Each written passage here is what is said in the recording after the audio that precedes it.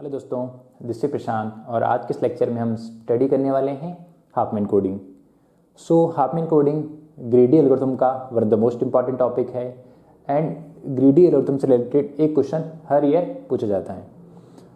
इस video lecture में हम सीखने वाले हैं कि हाफमैन कोडिंग क्या होती है, कैसे वर्क करती है और किस टाइप के क्वेश्चन यहाँ से पूछे जाते हैं।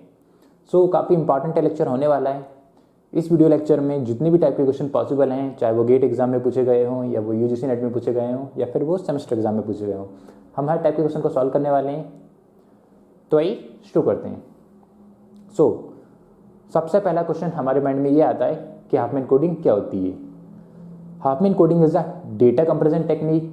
It is used for compress the data or a message, so we can reduce the size of the message or data and then we can store the data in less amount of memory.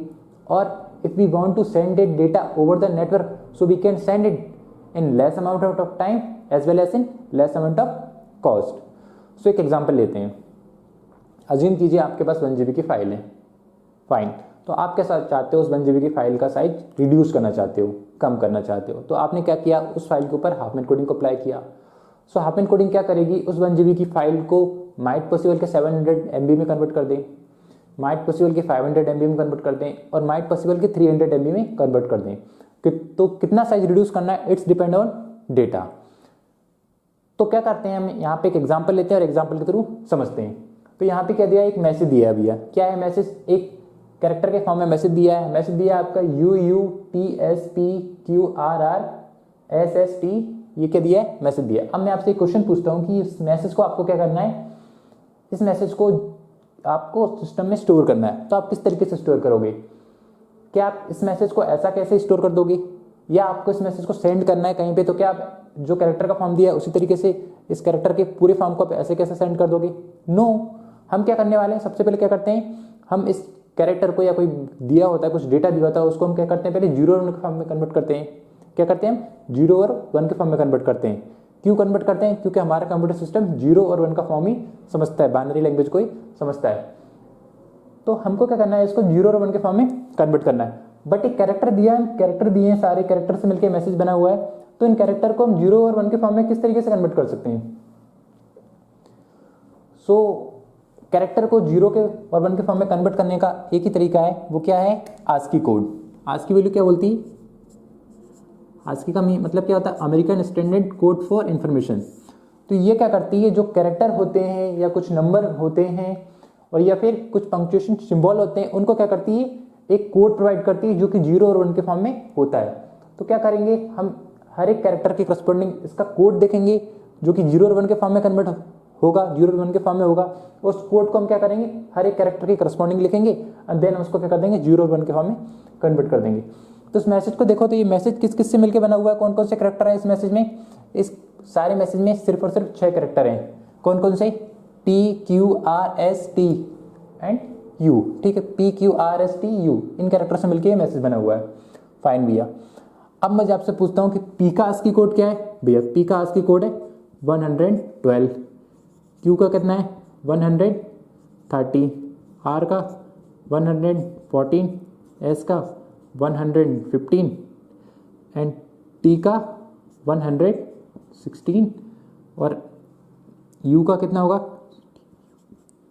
117। तो ये क्या है, इसका ASCII value दी हुई है। Okay, ASCII value कितनी bit की होती है, 8 बिट की होती है भैया, ठीक है। मतलब हर एक कैरेक्टर को हमको 8 बिट में स्टोर करना है। तो 112 का बाइनरी क्या होगा, 0 1 1 1 0 0 0 0। 13 का बाइनरी क्या होगा, 0 1 1 1 0 0 0 0, ठीक, ये बन रहेगा ना 1। इसी तरीके से हम सबका निकाल लेंगे। मैंने क्या किया, यहाँ पे जो कैरेक्टर दिए थे उन कैरेक्टर के करस्पॉन्डिंग मैंने क्या कर लिया, आस्की वैल्यू लिख ली, ठीक है। क्या दिया पहले, 112, 13, 14, 15, 16 एंड 17। तो हर एक जिन कैरेक्टर से मिलकर हमारा मैसेज बना हुआ उनके करस्पॉन्डिंग मैंने क्या लिख लिया, उनका बाइनरी कोड लिख लिया, या बोल सकते हैं आस्की कोड लिख लिया, ठीक है भैया। अब आस्की कोड कितने बिट का होता है, 8 बिट का होता है, 8 बिट का कोड होता है।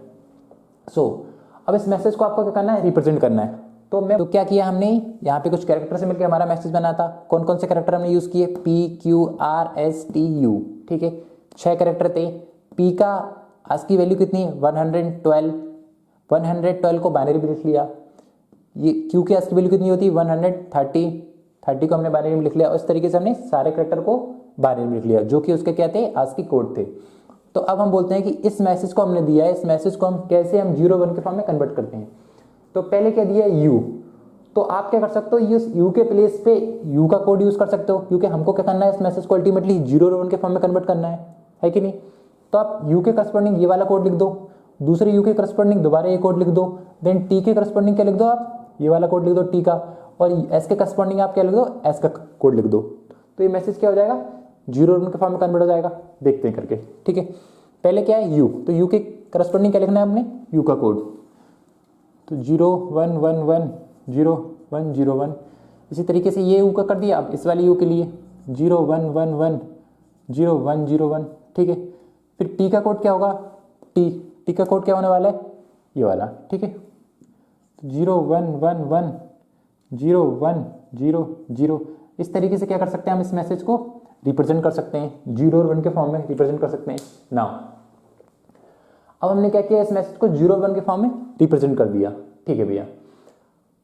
अब हमने इसको 0-1 के फॉर्म में रिप्रेजेंट जब किया, तो अब हमारे पास क्या होगा, मेमोरी में ये स्टोर हो जाएगा 0-1 के फॉर्म में। अब हमारे पास ये वाला मैसेज तो नहीं बचने वाला। तो अब हम कैसे पता करें कि इस कोड, ये कोड हमारा आया है, ये एनकोडेड फॉर्म में जो मैसेज आया है, 0 और 1 के फॉर्म में जो मैसेज आया, उसको हम दोबारा डिकोड कैसे करें।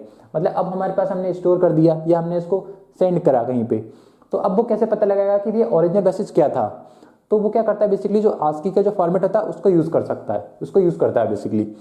तो उसको पता है भैया कि 8 बिट का आपको देखना है, ठीक है। आस्की वैल्यू कितने बिट का यूज करते हैं, 8 बिट की, ठीक है। तो 8 बिट देखते हैं, देखेगा यहाँ से 4 और 8। अब इस कोड के करस्पॉन्डिंग क्या देखेगा, अपनी लाइब्रेरी में सर्च करेगा इस कोड को, और इसके करस्पॉन्डिंग कौन सा कोड, कौन सा कैरेक्टर है भैया, उसके करस्पॉन्डिंग भी U है। तो इसका मतलब क्या है, U। फिर 8 बिट सर्च करेगा यहाँ से दोबारा, 4 एंड देन 4 8। अब इसके करस्पॉन्डिंग देखेगा क्या, इसके करस्पॉन्डिंग कौन सी, क्या इस कोड के करस्पॉन्डिंग कौन सी कैरेक्टर होता है, इस आज की वैल्यू के करस्पॉन्डिंग कौन सा कैरेक्टर होता है, तो U, तो U। फिर 8 बिट देखेगा यहाँ से, ये 4 ये 4, इसके करस्पॉन्डिंग कौन सा होगा ये, तो ये वाला कोड विच इज T, ठीक है। तो UUT इस तरीके से क्या करेगा, ये मैसेज को डिकोड करेगा। अब मैं आपसे ये पूछता हूँ कि देखो यहाँ पे टोटल नंबर ऑफ कैरेक्टर कितने थे इस पूरे मैसेज में, इस पूरे मैसेज में थे 20 कैरेक्टर, ठीक है। आप सभी को काउंट करोगे, UUTSPQ, तो टोटल कितने नंबर ऑफ कैरेक्टर हैं यहाँ पे, 20 कैरेक्टर, ओके भैया। तो टोटल नंबर ऑफ कैरेक्टर कितने, 20। और हर एक कैरेक्टर को रिप्रेजेंट करने के लिए 8 बिट का क्या लगेगा, आपका आस्की कोड लगने वाला है। तो 20 × 8, ठीक है, विच इज 160 बिट्स। मतलब 160 बिट्स का क्या होगा, हमारा मैसेज होगा। मतलब 160 बिट्स का क्या करते हैं, मैसेज हमें चाहिए, या बोल सकते हैं इतने नंबर ऑफ क्या चाहिए हमको, बिट चाहिए इस मैसेज को एनकोड करने के लिए। फाइन, मतलब इस मैसेज को हमने स्टोर किया सिस्टम में, तो हमको 160 बिट्स लगी। तो क्या हम इससे कुछ बेस्ट कर सकते हैं, मतलब क्या हम कुछ ऐसा कर सकते हैं कि 160 बिट्स के कंपैरिजन में क्या कम बिट में इस पूरे मैसेज को स्टोर कर सकते हैं। यस, हाउ, देखते हैं। सो देखो 160 बिट्स में हमने क्या किया, इस मैसेज को स्टोर किया। नाउ बट हम क्या कर रहे हैं, आस्की वैल्यू को यूज कर रहे हैं भैया, ठीक है। बट आस्की वैल्यू को जब यूज करें, आस्की की रेंज क्या होती है, 0 से 127, ठीक है, 0 से लेके 127। टोटल कितने कैरेक्टर को रिप्रेजेंट कर सकते हैं, टोटल कैरेक्टर है सिंबल को रिप्रेजेंट कर सकते हैं 128 आस्की के अंदर। जो पहला उसका वर्जन निकाला था, एक्सटेंडेड वर्जन था, उसमें 256 कर सकते हैं, बट जो पहले आया था उसमें 7 बिट यूज होती है, और स्टार्ट की जो 1 बिट होती है वो हमेशा 0 होती है। तो टोटल कितने कर सकते हैं, 128 कैरेक्टर। फाइन, ठीक है भैया। तो 128 कैरेक्टर यहाँ पे हम क्या कर सकते हैं, उसके बेसिस पे आइडेंटिफाई कर सकते हैं।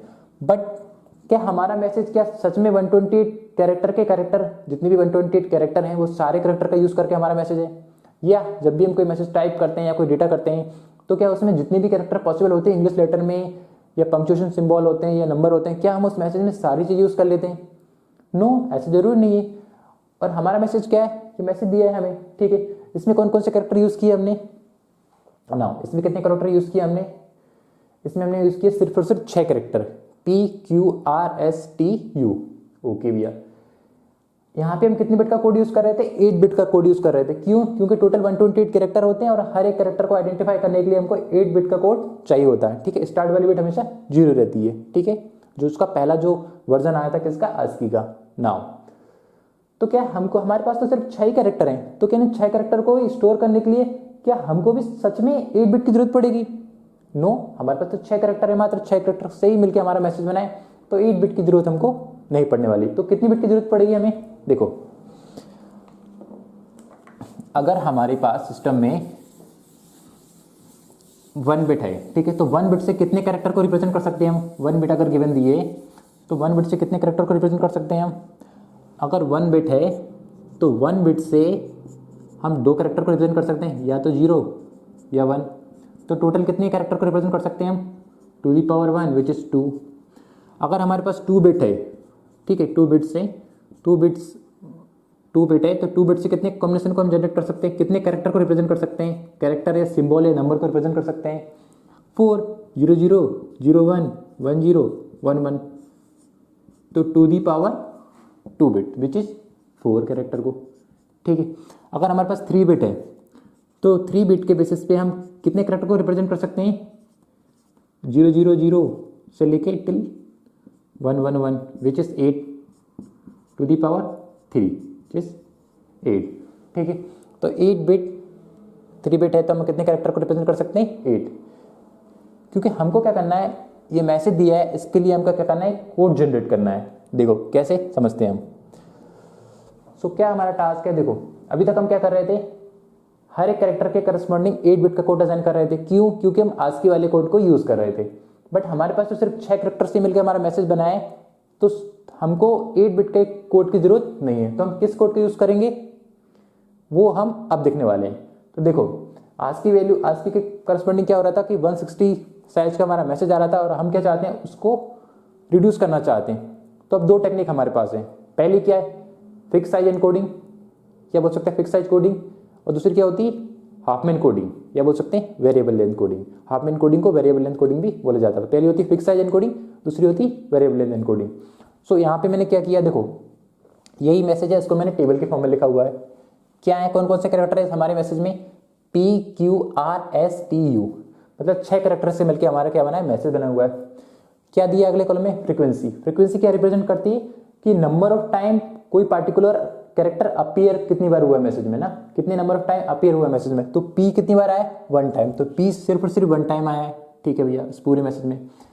Q कितनी बार आया? 1 टाइम। इस पूरे मैसेज में Q कितनी बार आया? 1 टाइम। R कितनी बार आया हुआ है इस मैसेज में? R इसमें आया 2 टाइम, 1 2। S कितनी बार आया? 3 टाइम, 1 2 3। सिमिलरली T आया है 5 टाइम एंड U आया है 8 टाइम। तो फ्रीक्वेंसी दी हुई है। क्वेश्चन में हमेशा आपको फ्रीक्वेंसी देगा या फिर प्रोबेबिलिटी देगा। तो प्रोबेबिलिटी वाले क्वेश्चन भी हम देखेंगे, अभी हम फ्रीक्वेंसी वाले देखते हैं, ठीक है। तो क्या दिया है? कैरेक्टर दिए और फ्रीक्वेंसी दी है, मतलब कौन से कैरेक्टर कितनी बार अपीयर हुआ है वो भी यहाँ पे गिवन दिया है। तो हमको 2 चीज़ें निकालनी है। देखो अब वो टाइम नहीं है कि आप सिर्फ और सिर्फ हाफमैन कोडिंग को पढ़ लो, क्योंकि पहले क्या होता था? सिर्फ हाफमैन कोडिंग से ही क्वेश्चन पूछे जाते थे। बट अब क्या होता है? साथ ही साथ आपसे हाफमैन कोडिंग के क्वेश्चन तो पूछेगा ही, और वो ये पूछेगा कि अगर हम हाफमैन कोडिंग को अप्लाई नहीं करते हैं तो कितने नंबर ऑफ बिट्स में फाइल स्टोर होगी, और हाफमैन कोडिंग को अप्लाई करते हैं देन कितने नंबर ऑफ बिट्स में हमारी फाइल स्टोर होगी। तो हमको फिक्स साइज कोडिंग भी सीखना है और साथ साथ हाफमैन कोडिंग भी सीखना है। फाइन नाउ, सो अभी तक हम क्या कर रहे थे? आज की वैल्यू के बेसिस पे हम क्या कर रहे थे? 8 बिट का कोड प्रोवाइड कर रहे थे, और हम क्या करना चाहते हैं? उस कोड को रिड्यूस करना चाहते हैं। हम चाहते हैं कि हर एक बिट के लिए हमारे पास जब 6 कैरेक्टर से मिलकर हमारा मैसेज बनाए तो हर एक बिट के लिए 8 बिट का कोड देने जरूरत नहीं है, ठीक है। तो कितने कैरेक्टर है हमारे पास? सिर्फ और सिर्फ हमारे पास 6 कैरेक्टर हैं, PQRSTU, ठीक है। 1 बिट में कितने कैरेक्टर को रिप्रेजेंट कर सकते हैं हम? 2, बट यहाँ पे तो 6, तो 1 बिट तो सफिशिएंट नहीं है। 2 बिट में कितने कैरेक्टर को रिप्रेजेंट कर सकते हैं हम? 2 बिट में हम कर सकते हैं 4 कैरेक्टर को, बट हमारे पास तो 6 है, सारे के सारे रिप्रेजेंट नहीं हो पाएंगे, तो 2 बिट भी सफिशिएंट नहीं है। तो कितनी बिट चाहिए हमको, 3 बिट। 3 बिट में कितने कैरेक्टर को हम रिप्रेजेंट कर सकते हैं, two the power 3 which is 8 character को। तो यहाँ पे कितने 6, मतलब हमारा काम हो जाएगा। तो हमें कितनी बिट चाहिए, 3 बिट। तो 3 बिट में आपको क्या करना है, कोड जनरेट करना है। तो पहले क्या दिया, फिक्स साइज कोड, मतलब आपको क्या करना है, फिक्स साइज कोड जनरेट करना है, पी के करस्पॉन्डिंग, क्यू के corresponding, R S T and you सब के करस्पॉन्डिंग। तो क्या कर सकते हैं हम, कोड जनरेट कर दिया। तो मैं क्या कर रहा हूँ, सिंपली कोड जनरेट कर रहा हूँ। तो मैं सिंपली बाइनरी नंबर लिख रहा हूँ 3 बिट्स में, 000, ठीक है, पी के लिए कोड 001, किसके लिए कोड, क्यू के लिए कोड 0 1 2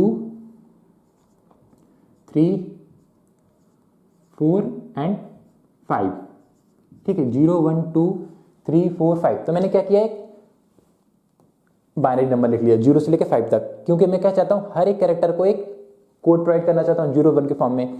अब जहां भी पी लिखा है वहां पे आप 3 बिट का कोड लिख सकते हो, जहां भी पी होगा इस मैसेज में। जहां क्यू लिखा है वहां पे ये कोड यूज कर सकते हो, जहां आर लिखा है वहां पे ये कोड यूज कर सकते हो, जहां एस लिखा है वहां पे ये कोड यूज कर सकते हो, और जहां पे टी लिखा है वहां पे ये कोड यूज कर सकते हो, ठीक है। 101 नीचे लिख लेता हूं थोड़ा ना, ओके। नाउ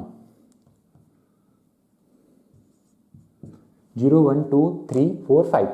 तो मैंने क्या किया, फिक्स साइज कोड प्रोवाइड करा दिया, ठीक है। फिक्स साइज क्यों बोला जाता है, क्योंकि हर एक कैरेक्टर को एक फिक्स साइज का कोड है, वो क्या है, 3 बिट का कोड यूज कर रहे हैं हम। पी के लिए भी 3 बिट, क्यू के लिए भी 3 बिट, आर के लिए भी 3 बिट, सभी के लिए हम क्या कर रहे हैं, 3 बिट को यूज कर रहे हैं, P Q R S T and you. Now P के लिए 3 बिट, क्यू के लिए 3 बिट, आर के लिए 3 बिट और सभी के लिए 3 बिट का हमने कोड यूज किया।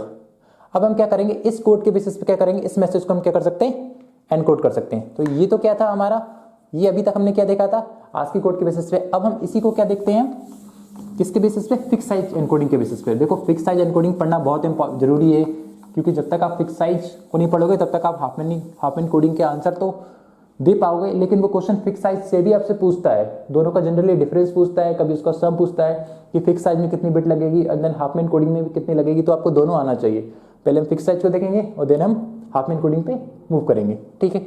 सो पहले क्या दिया, अब हम किस पे मूव कर रहे हैं, फिक्स साइज ना, फिक्स्ड साइज कोडिंग, ठीक है। नाउ फिक्स साइज कोडिंग क्या बोलती है, हमने क्या किया, हर एक कैरेक्टर के करस्पॉन्डिंग कोड जनरेट कर लिया। मैसेज में क्या बोल रहा है, यू। अब ये मैसेज दिया है ना पूरा वाला, इस पूरे मैसेज को क्या करना है, आपको बाइनरी के फॉर्म में कन्वर्ट करना है। तो हमने क्या किया, इसको कोड प्रोवाइड कर दिया। पहले क्या है, यू, तो यू का कोड क्या है हमारा 101, तो यू के करस्पॉन्डिंग क्या लिख सकता हूं मैं, 101। दूसरा क्या है, यू, उसके करस्पॉन्डिंग क्या लिख सकता हूं मैं, 101, तो 101, ठीक है।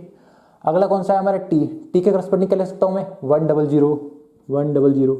देन क्या है, एस, एस के करस्पॉन्डिंग कौन सा कोड लिख सकता हूं, 011, 011। तो इस तरीके से क्या कर सकता हूं मैं, इस पूरे बिट को क्या कर सकता हूं, इस पूरे मैसेज को क्या कर सकता हूं, 01 के फॉर्म में रिप्रेजेंट कर सकता हूं, ओके। सो इससे क्या होगा भैया, क्योंकि अभी तक हम क्या कर रहे थे, हर एक कैरेक्टर के लिए कितनी बिट यूज कर रहे थे, आस्की में 8 बिट यूज कर रहे थे, तो हमारा साइज कितना निकल के आया था, 160 बिट्स का यूज मैसेज हुआ था।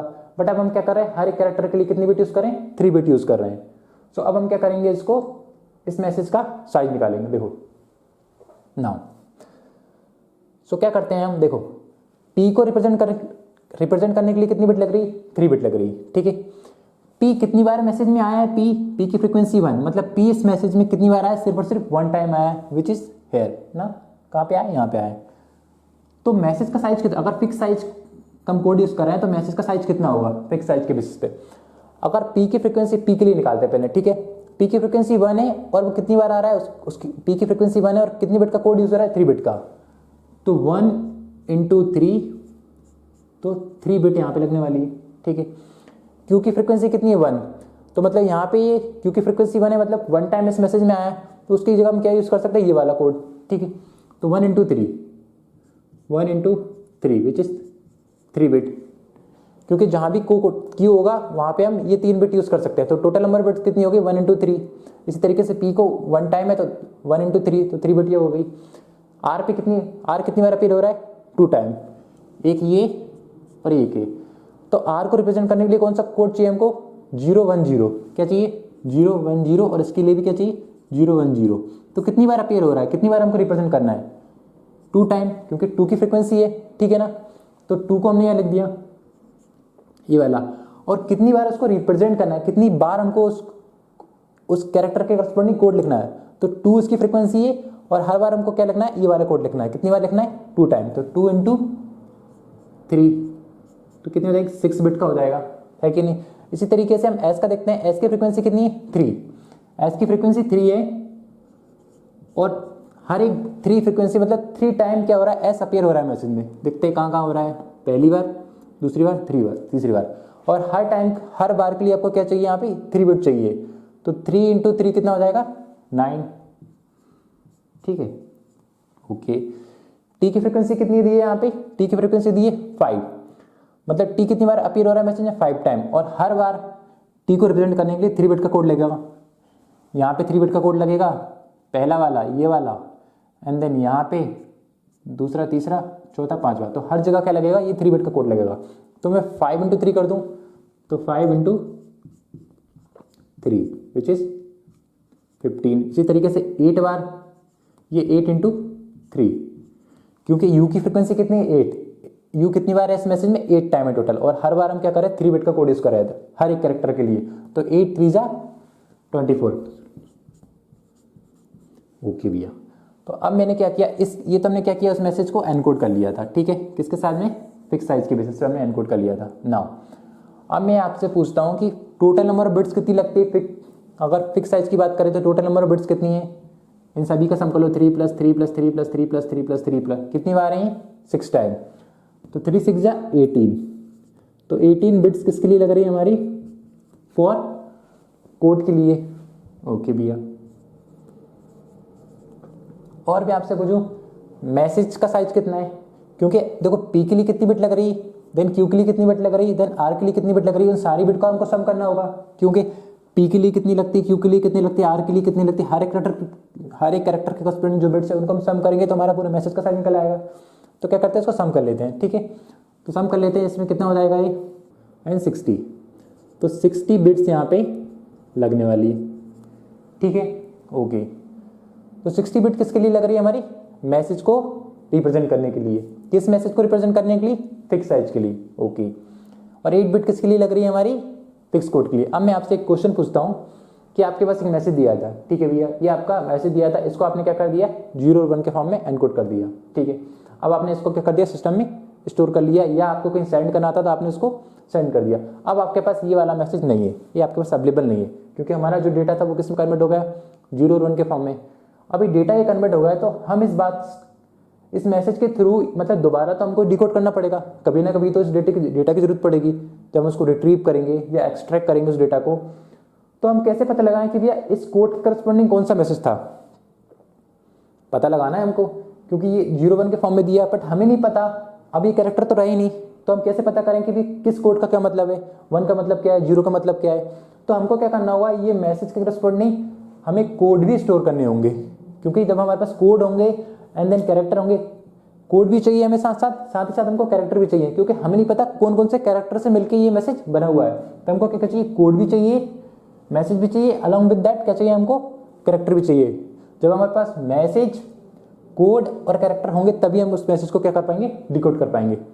तो मैसेज, अगर हम कैरेक्टर को देखते हैं, कितने कैरेक्टर से मिलकर बना है मैसेज, 6 कैरेक्टर से। ठीक है, तो 6 कैरेक्टर, और हर एक कैरेक्टर को रिप्रेजेंट करने के लिए कितनी बिट लगेगी, 8 बिट लगेगी। क्यों, क्योंकि स्टैंडर्ड क्या है, आस्की। जब हम कैरेक्टर को रिप्रेजेंट करते हैं तो 8 बिट की वो तो हमको लेनी ही पड़ेगा।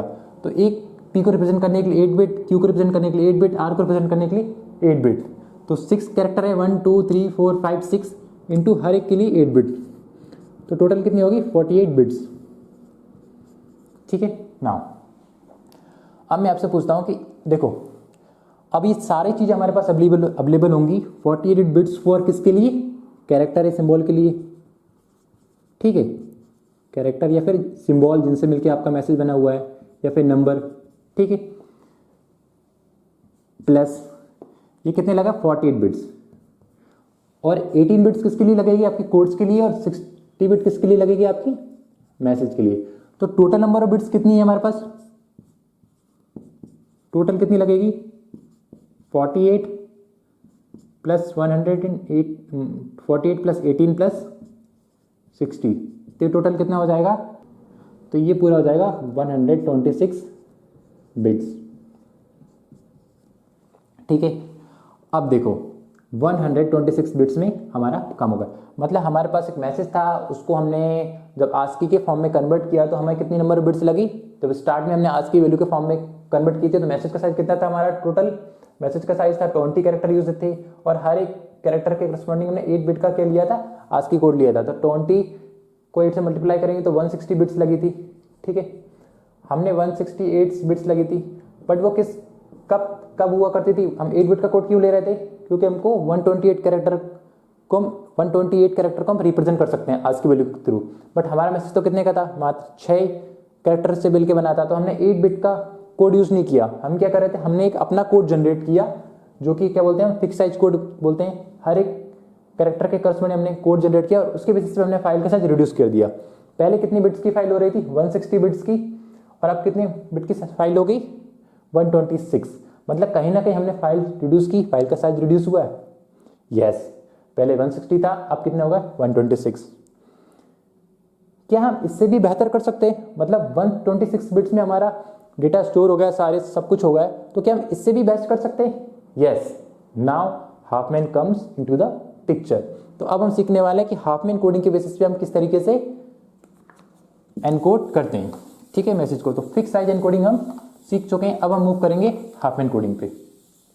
सो हाफमैन कोडिंग क्या बोलती है कि आपके पास देखो, सबसे पहले तो आपका क्या करना, कोड जनरेट करना होता है, हर एक कैरेक्टर के करस्पॉन्डिंग कोड जनरेट करना होता है जो कि बाइनरी के फॉर्म में होता है, और देन उसके बेसिस पे आपको क्या करना होता है, मैसेज निकालना होता है, ठीक है, मैसेज की लेंथ निकालनी होती है। तो हाफमैन कोड कैसे वर्क करता है, हम हाफमैन में कोड कैसे जनरेट करेंगे, हम जनरेट करेंगे यूजिंग द ट्री। तो हमको क्या करना होगा, एक ट्री बनानी होगी, वो ट्री हमको हेल्प करेगी कोड जनरेट करने में। तो हम सबसे पहले ट्री बनाएंगे। सो ट्री कैसे बनाएगी, जो हमने ऑप्टिमल मर्ज पैटर्न में जो जिस तरीके से हमने जो प्रीवियस टॉपिक पढ़ा है, यहाँ पे हमने ऑप्टिमल मर्ज पैटर्न में देखा, तो वहाँ पे हम ट्री बनाते हैं एग्जैक्ट उसी तरीके से हम ट्री यहाँ पे बनाते हैं। इसलिए मैंने वहाँ पे आपसे कहा था कि ऑप्टिमल मर्ज पैटर्न जो सीख गया वो हाफमैन कोडिंग भी आसानी से सीख जाएगा, ठीक है। तो क्या करते हैं, हम ट्री बनाते हैं। तो कितने कैरेक्टर है हमारे पास, PQRST, ठीक है। पी की फ्रीक्वेंसी कितनी, 1, Q की फ्रीक्वेंसी 1, R की फ्रीक्वेंसी 2, S की फ्रीक्वेंसी 3, P की फ्रीक्वेंसी 1, Q की 1, R की 2, S की 3, T की 5 एंड U की 8, ठीक है। ओके, तो सभी के क्या दिए, फ्रीक्वेंसी दी है। फ्रीक्वेंसी की जगह पे वो प्रोबेबिलिटी भी दे सकते हैं, बट प्रोबेबिलिटी के साथ भी आपको क्या करना है, सेम इसी तरीके से डील करना है। और इस लेक्चर के बाद में जो अगला लेक्चर बनाऊंगा वहाँ पे मैं जितने भी क्वेश्चन पूछे गए हैं गेट एग्जाम में, या जितने भी टाइप के क्वेश्चन पूछे जाते हैं, चाहे वो गेट में पूछे जाएँ या किसी इंटरव्यू में पूछे जाएँ, वो सब भी हम यहाँ पे उस वीडियो में देखने वाले हैं। तो अभी सिर्फ हम कॉन्सेप्ट को समझ रहे हैं। सो ये क्या दिया हमें, एक मैसेज दिया था, ठीक है, उसकी क्या दी थी, PQRSTU, इन 6 कैरेक्टर से मिलकर मैसेज दिया था, यही वाला, ठीक है। P की फ्रीक्वेंसी दी है 1, Q की 1, R की 2, S की 3, T की 5 एंड U की 8 फ्रीक्वेंसी दी है। तो आप इसके बेसिस पे आपको क्या करना है, ट्री बनाना है। तो ट्री कैसे बनाना है, देखो हर एक कैरेक्टर के करस्पॉन्डिंग फ्रीक्वेंसी दी, तो आपको 2 ऐसे कैरेक्टर पिक करना है जिनकी फ्रीक्वेंसी क्या हो, लीस्ट हो, ठीक है। तो 2 ऐसे कैरेक्टर पिक करना है जिनकी फ्रीक्वेंसी लीस्ट हो, और उन दोनों में से भी जिसकी फ्रीक्वेंसी कम होगी, उन दोनों में से जो हम पिक करेंगे, जो छोटा होगा उसको लेफ्ट हैंड साइड, जो बड़ा होगा उसको राइट हैंड साइड। क्या कहा मैंने, हमारे पास कुछ कैरेक्टर होंगे, उनकी क्या होगी, फ्रीक्वेंसी दी होगी। तो आपको क्या करना है, उन सभी में से हमेशा क्या करना है, 2 ऐसे कैरेक्टर को पिक करना है जिनकी फ्रीक्वेंसी लीस्ट हो, ठीक है। अब 2 पिक करें तो उन दोनों में से भी एक छोटा एक बड़ा होगा, तो जो छोटा होगा उसको लेफ्ट हैंड साइड, जो बड़ा होगा उसको राइट हैंड साइड हमेशा, ठीक है। ओके, सो इन सभी में से देखते हैं 2 ऐसे कैरेक्टर जिनकी फ्रीक्वेंसी सबसे कम है। सो 2 ऐसे कैरेक्टर कौन कौन से, P और Q, ठीक है। तो दोनों की फ्रीक्वेंसी क्या है, इक्वल है भैया, P एंड Q। अगर दोनों की फ्रीक्वेंसी इक्वल है तो हम किसी को भी P को इस साइड लिख सकते हैं, U या Q को इस साइड लिख सकते हैं, ठीक है। अगर दोनों की फ्रीक्वेंसी अलग अलग होती है तो हम क्या करते हैं, छोटा वाला इस साइड और बड़ा वाला राइट हैंड साइड, छोटा वाला लेफ्ट हैंड साइड, बड़ा वाला राइट हैंड साइड। मतलब कि जिसकी फ्रीक्वेंसी कम है उसको लेफ्ट हैंड साइड लिखते हैं, जिसकी फ्रीक्वेंसी हाईएस्ट है उसको राइट हैंड साइड लिखते हैं। बट दोनों की फ्रीक्वेंसी कितनी, इक्वल। तो आप किसी को भी कहीं लिख सकते हो, P को यहाँ लिखो या Q को यहाँ लिखो, उससे कोई फर्क नहीं पड़ने वाला। अब क्या करना है, दोनों को आपको ऐड कर देना, 1 + 1 2। अब क्या करना है, अब हम दोनों को क्या कर दिया, हमने कंबाइन कर दिया, ये P और Q को। कितना आया टॉप पे, 2, और इस 2 को हमको क्या लिखना है, दोबारा लिस्ट में लिख लेना है, ठीक है। ओके, नाउ अब क्या करना है हमको, अब दोबारा मैसेज देखना है। इस मैसेज में आपको दोबारा ऐसे 2 कैरेक्टर पिक करना है जिनकी फ्रीक्वेंसी लीस्ट है, ठीक है भैया। तो इन सभी में से आप देखोगे कि एक R और एक A2 दोनों को पिक करेंगे। अब मैंने क्या कहा था, अगर एक छोटा है, दोनों दो पिक कर लिए, उनमें से एक छोटा है उसको लेफ्ट हैंड साइड और जो बड़ा है उसको राइट हैंड साइड, बट दोबारा क्या है हमारे सेम नंबर आए, दोनों फ्रीक्वेंसी इक्वल है। तो आप क्या कर सकते हो, ये 2 तो ये वाला यहाँ है, R को आप लेफ्ट हैंड साइड रखो या R को आप राइट हैंड साइड रखो, उससे आपके आंसर पे कोई फर्क नहीं पड़ने वाला। तो मैंने क्या किया, लेफ्ट हैंड साइड ले लिया, आप राइट हैंड साइड भी ले सकते हो, ठीक है। तो R को मैंने क्या ले लिया, लेफ्ट हैंड साइड। R की फ्रिक्वेंसी कितनी, 2, और ये वाला 2, 2 और 2 कितना होगा, 4, ठीक है। तो दोनों को मैंने क्या कर लिया, कंबाइन कर लिया। तो दोनों को कंबाइन कर लिया और इस 4 को उठा के मैंने क्या कर दिया, दोबारा जो टॉप पे आया उसको मैंने लिस्ट में डाल दिया, है कि नहीं। नाउ अब क्या करना है आपको, दोबारा इस मैसेज को देखना है कौन कौन कौन से कैरेक्टर से मिलकर मैसेज बना। अब कौन कौन से कैरेक्टर यहाँ पे बचे, S, T, U और ये 4 वाले, ये क्या दिया है, उनकी फ्रिक्वेंसी दी हुई है। तो 2 ऐसे कैरेक्टर पिक करना जिनकी फ्रिक्वेंसी लीस्ट हो। तो कौन से हैं, एक तो S है, एक 4 है। तो एक की कितनी वैल्यू है, एक की फ्रिक्वेंसी 3 है, एक की 4 है। तो इन दोनों में से मिनिमम कौन सा है, 3। तो जो मिनिमम होगा उसका लेफ्ट हैंड साइड और जो उससे बड़ा होगा उसका राइट हैंड साइड। तो छोटा कौन सा है, S। तो S हमने यहाँ लिख लिया, फ्रिक्वेंसी कितनी, 3, और इसको हमने किससे ऐड कर दिया, 3 और 4 ना, ठीक है, क्योंकि यही 2 फ्रिक्वेंसी है जो मिनिमम है इन सभी में से, ठीक है। तो 3 और 4 कितना हो जाएगा, 7, फाइन। तो अब 7 को लिख लिया। अब 3 और 4 को हमने कंबाइन कर दिया ना, ये बोल सकते हैं 4 और S को कंबाइन कर दिया ना, तब इन दोनों को हम यहाँ से हटा देते हैं। अब ट्री पे क्या है हमारा, 7 आया। तो 7 को क्या करेंगे, दोबारा इस लिस्ट में हम लिख देंगे, फाइन। तो इस लिस्ट को इस लिस्ट में क्या कर दिया हमने, 7 को दोबारा लिख दिया। नाउ अब क्या करना है, दोबारा देखना है आपको इसमें 2 मिनिमम। तो 2 मिनिमम कौन से, एक अपना T है जिसकी फ्रिक्वेंसी 5 है और एक 7 है। तो किसको पहले लिखेंगे, जो छोटा है उसको लेफ्ट हैंड साइड, जो बड़ा है उसको राइट हैंड साइड। तो छोटा कौन सा इन दोनों में से, इन तीनों में से सबसे 2 छोटे कौन से हैं जिनकी फ्रिक्वेंसी कम है, एक 5 एक 7। तो इन दोनों को लिखना है, बट इन दोनों में से जो छोटा होगा उसको लेफ्ट हैंड साइड, जो बड़ा होगा उसको राइट हैंड साइड। तो T छोटा है तो T को left hand side 5 and then ये 7। तो दोनों को ऐड कर देंगे, कितना हो जाएगा, 12, ठीक है, ओके। तो दोनों को मिला के मैंने क्या कर दिया, ऐड कर दिया। अब इसकी जगह आप क्या लिख सकते हैं, हम 12 लिख सकते हैं, ठीक है, 12। अब कौन से कैरेक्टर है जिनकी फ्रिक्वेंसी लीस्ट है, 2 कैरेक्टर पिक करना, एक है 8 एक है 12, ठीक है भैया। 8 कौन सा अपना U, तो 12 और 8 को आपको क्या करना है, कंबाइन करना है। तो ये क्या है, U, दोनों U की फ्रिक्वेंसी 8, इसकी है 12। तो मिनिमम किसकी है, इन दोनों में से इसकी। तो इसको कहाँ लिखेंगे हम, लेफ्ट हैंड साइड। तो वो क्या है, U की फ्रिक्वेंसी कितनी, 8। दोनों को कंबाइन कर दिया, कितना होगा, 20। तो अब हमने क्या कर लिया, और इसको कंबाइन करके हम 20 यहाँ पे लिखो या निकलो या ना लिखो, उससे कोई फर्क नहीं पड़ने वाला। अब हमने क्या कर दिया, एक ट्री जनरेट कर दी। इस ट्री को क्यों जनरेट किया हमने, इस ट्री को जनरेट किया हमने सिर्फ और सिर्फ हर एक कैरेक्टर के करस्पॉन्डिंग कोड निकालने के लिए। तो आप क्या करेंगे, देखो यहाँ क्या करना है आपको, देखो आप ऑब्जर्व करोगे हर एक लीफ पे क्या दिया है, हमारा कैरेक्टर दिया है TQRSTU, ठीक है। तो आपको क्या करना है, एज दी है यहाँ पे, कुछ एज लेफ्ट हैंड साइड है, कुछ एज राइट हैंड साइड है। तो आपको क्या करना है, लेफ्ट हैंड साइड वाली एज को 0 प्रोवाइड करना है और राइट हैंड साइड वाली को 1 करना है। क्या करना है, लेफ्ट हैंड साइड वाली 0, राइट हैंड साइड वाली 1। तो मैं प्रोवाइड कर देता हूँ 0 लेफ्ट हैंड साइड, इसको 1, लेफ्ट हैंड साइड वाली 0, राइट हैंड साइड वाली 1, लेफ्ट हैंड साइड वाली 0, राइट हैंड साइड वाली 1, left hand 0, right hand 1, left hand 0, right hand 1। सो मैंने क्या किया, लेफ्ट हैंड साइड वाली जितनी भी एज थी उनको क्या किया मैंने, 0 प्रोवाइड कर दिया, और राइट हैंड साइड वाली को क्या कर दिया मैंने, 1 प्रोवाइड कर दिया। क्या मैं उल्टा कर सकता हूँ, मतलब लेफ्ट हैंड साइड वाली को 1 प्रोवाइड कर सकता हूँ और राइट हैंड साइड वाली को 0 प्रोवाइड कर सकता हूँ, यस आप कर सकते हो उसको, उसके करस्पॉन्डिंग कोई और कोड आएगा, बट लेंथ में चेंज नहीं होगा, ठीक है। बट आप ऐसा नहीं कर सकते कि एक साइड 0 ले लिया देन 1 ले लिया, देन फिर यहाँ पे 1 ले लिया देन यहाँ 0 ले लिया। आप क्या करना है, एक साइड 0 लिया तो सारे 0 होना चाहिए, और यह साइड 1 लिया तो सारे 1 होना चाहिए। ऐसा नहीं कि उस साइड 0 भी आ रहा है 1 भी आ रहा है, तो दोनों का कॉम्बिनेशन आपको नहीं लेना है। तो अब ये ट्री के बेसिस हमने क्या किया, कोड जनरेट किया, ठीक है। तो अब मैं आपसे पूछता हूँ, यहाँ पे हम हाफमैन कोड अब यहाँ पे फाइंड आउट करना है। तो देखो क्या दिया, P, तो P का कोड क्या होगा, P का कोड, तो P का है ट्री में यहाँ पे। तो आपको क्या देखना है, रूट से लेके P तक का पाथ देखना है, P तक का पाथ देखना है, रूट से लेके हमेशा रूट से जाओ, किस कैरेक्टर का कोड फाइंड आउट कर रहे हैं, P का। तो क्या क्या आएगा पीछे, 1 1 1 1 0, मतलब कि 4 टाइम 1 एंड देन 0। तो P का कोड क्या होगा आपका, 4 टाइम 1 एंड देन 0, ठीक है। तो 1 1 1 1 एंड 0। ओके, इसी तरीके से आप क्यू का कोड निकाल सकते हो। क्यू कहाँ है इस ट्री में, ये तो क्यू का कोड निकालेंगे हम। अगला क्यू का कोड क्या होगा हमारा, यहाँ से 1 1 1 1 1, कितनी टाइम, 5 टाइम 1। तो मैंने क्या लिख दिया 1 1 1 1 1, 5 टाइम 1। ओके, पी का कोड निकाल दिया, क्यू का निकाल दिया। अब किसका कोड निकालना है आपको, आर का। तो आर का कोड देखते हैं 1 1 1 0, कितनी time 1 1 1 1 0, 3 time 1 and then 0, 1 1 1 and 0, ठीक है। ओके, देन किसका कोड निकालना है आपको, एस का। तो एस का कोड क्या होगा 1 1 0। हमेशा क्या करना है, रूट से स्टार्ट करना है और जिस कैरेक्टर का आपको कोड निकालना है वहां तक आपको जाना है और पार्ट में देखना है कौन कौन से बना रहे हैं, कौन कौन से 0 आ रहे हैं और उसके करस्पॉन्डिंग क्या लिखना है आपको, बाइनरी नंबर लिखना है। तो एस का क्या हो जाएगा आपका, पी क्यू आर का होगा, एस का बचा हमारा 1 1 0। तो क्या हो जाएगा 1 1 0, फाइन, ठीक है। इसी तरीके से टी का देख लेंगे हम। टी का क्या होगा 1 और 0, टी का 1 एंड देन 0, तो 1 एंड 0, फाइन। इसी तरीके से किसका देखेंगे, यू का। यू का कोड क्या आएगा हमारा, सिर्फ और सिर्फ 0।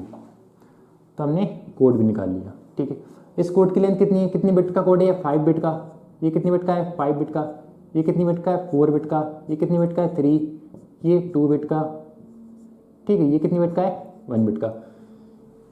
नाउ मैंने क्या किया, इसको क्या बोलते हैं, हाफ मैन कोड बोलते हैं या वेरिएबल लेंथ कोड भी बोला जाता है। तो half man code and variable length code, ठीक है। तो हाफ मैन कोड भी बोल सकते हो, वेरिएबल लेंथ भी कोड बोल सकते हो।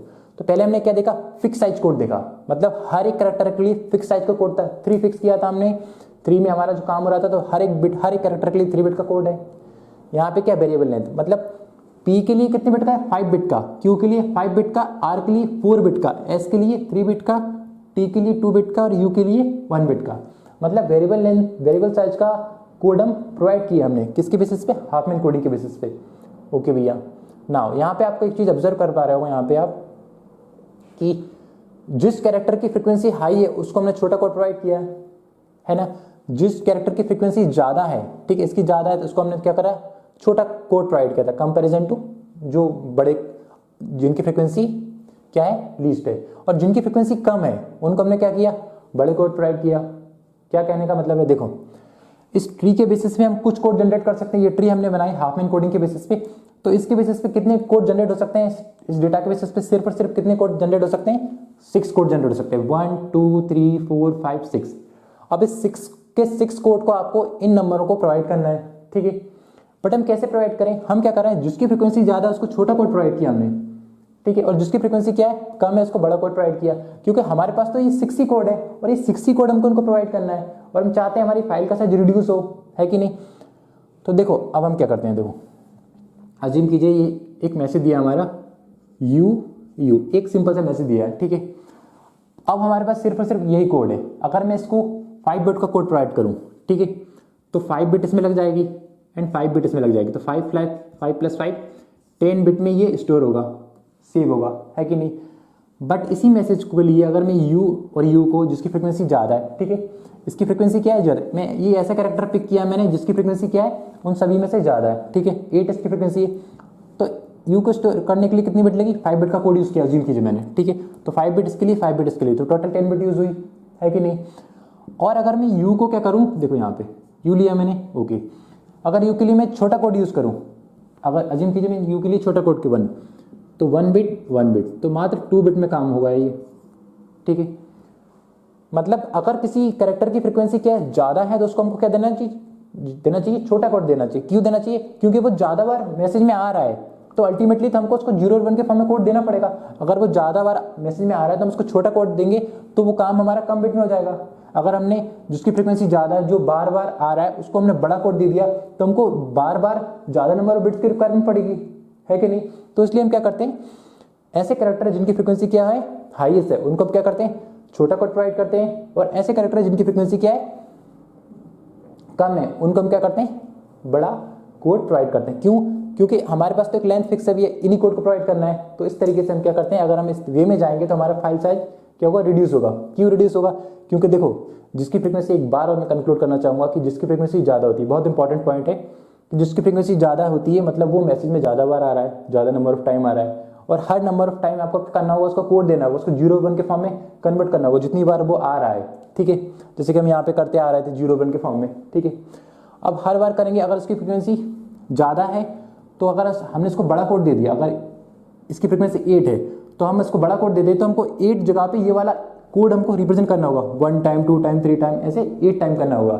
तो कितनी सारी बिट लगेगी, और इसी कैरेक्टर को अगर हम छोटा कोड प्रोवाइड कर दें तो मात्र 8 बिट में काम हो जाएगा। पहले यू के लिए 0, दूसरे यू के लिए 0, तीसरे यू के लिए 0। तो अगर हम इस वे में जाएँ, मतलब कि ऐसा कैरेक्टर जिसकी फ्रिक्वेंसी हाईएस्ट है उसको हम छोटा कोड दें, और ऐसा कैरेक्टर जिसकी फ्रिक्वेंसी लोएस्ट है उसको हम बड़ा कोड दें, तो हमारी फाइल का साइज क्या होगा, रिड्यूस होकर आएगा। So that is the concept of Hopman coding. तो हमने क्या किया, हाफमैन कोडिंग के करस्पॉन्डिंग कोड लिख लिए। अब हम क्या करते हैं, मैसेज साइज निकालते हैं। ये क्या था हमारा फिक्स साइज कोड और फिक्स साइज के करस्पॉन्डिंग मैसेज साइज। अब क्या निकाला हमने, हाफमैन कोड, और हाफमैन कोड के करस्पॉन्डिंग क्या निकालना है आपको, मैसेज साइज। सो अब यहाँ पे देखो पी कितनी बार अपेयर हो रहा है, 1 पी 1 टाइम अपेयर हुआ, और हर बार 1 टाइम अपेयर हुआ, और उस पी को रिप्रेजेंट करने के लिए कितनी बिट लगेगी, 5 बिट। तो 1 × 5 टोटल 5 बिट यहाँ पे लगने वाली, ठीक है। क्यू को रिप्रेजेंट करने के लिए कितनी बिट लगेगी, 1 बिट ये होगी क्यू को रिप्रेजेंट करने के लिए, ठीक है भैया, ओके। तो मतलब कि क्यू दिया, क्यू की फ्रिक्वेंसी कितनी है, 1, क्यू की फ्रिक्वेंसी कितनी है, 1, और 1 टाइम दिया, और उस 1 को इस 1 टाइम को रिप्रेजेंट करने के लिए कितनी बिट लगेगी, 1 × 5, ये वाला 5, ठीक है, विच इज 5। अगला कौन सा है हमारा आर कितनी बार अपीयर हो रहा है मैसेज में, 2 टाइम, ठीक है, 1 और 2 टाइम हो रहा है, आर 2 टाइम अपीयर हो रहा है, और हर बार हमको कितनी बिट देना पड़ेगा उसको लिए, हर आर के लिए 4 बिट का कोड देना पड़ेगा, तो 2 बार देना पड़ेगा। तो 4, ये 2 4 जा 8, तो 2 4 जा 8 कैसे आ रहा है जरा ध्यान देना, ठीक है। एस की फ्रिक्वेंसी कितनी है, 3, मतलब मैसेज में एस कितनी बार आ रहा है, 1 टाइम 2 टाइम 3 टाइम, और हर टाइम आपको इसको जब एनकोड करोगे आप 0 1 के फॉर्म में, तो आपको एस के करस्पॉन्डिंग वाला कोड देना पड़ेगा, ये वाला। तो कितनी बार कोड देना पड़ेगा, ये कितनी फ्रिक्वेंसी इसकी, 3, तो 3 बार देना पड़ेगा। तो 3 3 जा 9, ठीक है, 3 3 जा 9। मैं सिंपली क्या कर रहा हूँ, फ्रिक्वेंसी को इससे मल्टीप्लाई कर रहा हूँ, ठीक है, कोड लाइन से, ताकि आपका साइज निकल के आए, ठीक है ना। 1 × 5 1 × 5 2 × 4 3 × 3।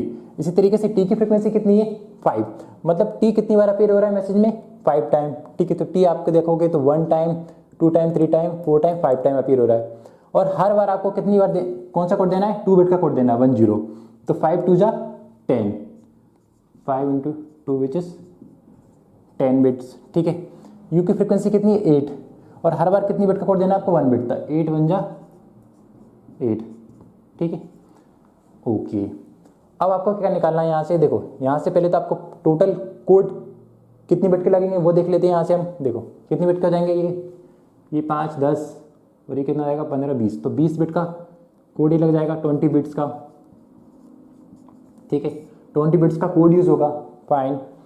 और मैसेज कितने बिट का होगा, मैसेज काउंट कर लेते हैं हम, कितना हो जाएगा, इन सब का सम कर लो आप, तो इन सब का सम निकल के आएगा 5 + 5 + 8 + 9 + 10 + 8, ये हो जाएगा आपका 45 बिट्स, ओके।